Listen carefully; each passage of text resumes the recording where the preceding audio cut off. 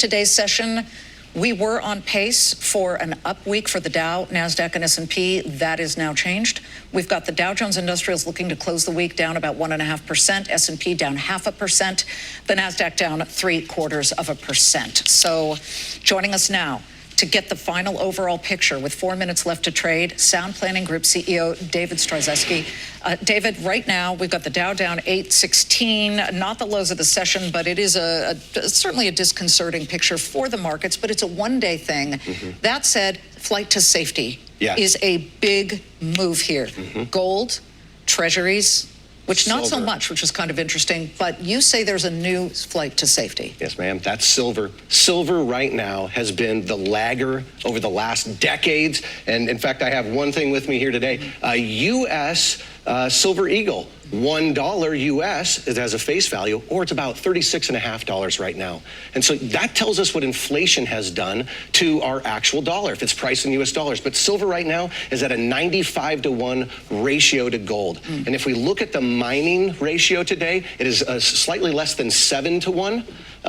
Silver ounces to gold ounces. But here's the point. You can't electrify an economy without silver. You can't have iPhones. You can't have semiconductors. You can't do AI. And the point is that we find ourselves in a place where we cannot print it. We got to go to the ground and get it. You don't have silver mines, though. The biggest miner in the world is a copper mine that happens to get 41 million ounces. Okay. And you like GDX, SLV. Those are the two big ETFs. Let's talk about Lockheed Martin, because the situation is, as we know, really developing here. And we do have Iran about 7.5 hours ahead of us, Israel 7 hours ahead of us, so the dark has descended, and we've got live pictures, we've got explosions from earlier, there are missile swarms coming in from Iran as we speak. When you look at the overall picture, what does it tell you for the markets? You know, I'm surprised that the markets didn't sell off more today, so I like the resilience. I am, very concerned about what could happen, what could erupt here at home.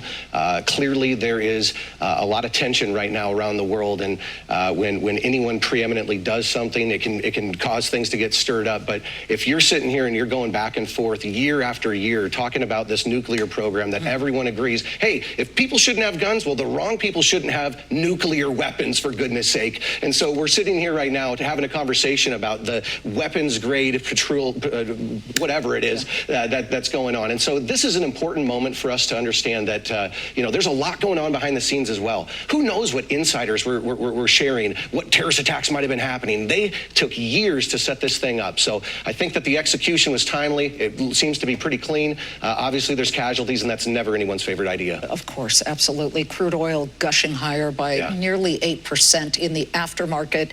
And that to me indicates that the Fed meeting next week. This is important, folks. Mark your calendars. The meeting starts Tuesday, announcement Wednesday. Widely expected to pause, but it makes you wonder about prices going up, and they've been pretty darn benign and calm for gasoline and crude lately, but not today. That's true. I hope that ultimately we'll see these prices cool down as tensions, do not go further. But who knows what this weekend could bring? Today's Friday the 13th, and so obviously we find ourselves in an interesting side of a market, and the world is changing. David, thank you very much. On a very busy day, folks. We do need to tell you, though, if you're looking for a little bit of a sort of a silver lining, markets are off session lows, but we're still looking at a loss of about 796 points for the Dow Jones Industrials. Got to quickly run through this. The NASDAQ down 297, S&P down 71. Doesn't appear that investors want to go into this weekend long the markets. So yes, we see selling. Again, Monday, whole different day. We'll see what happens over the weekend. We will be following it every step of the way. For now, Larry Kudlow is going to take over and give you all the breaking news.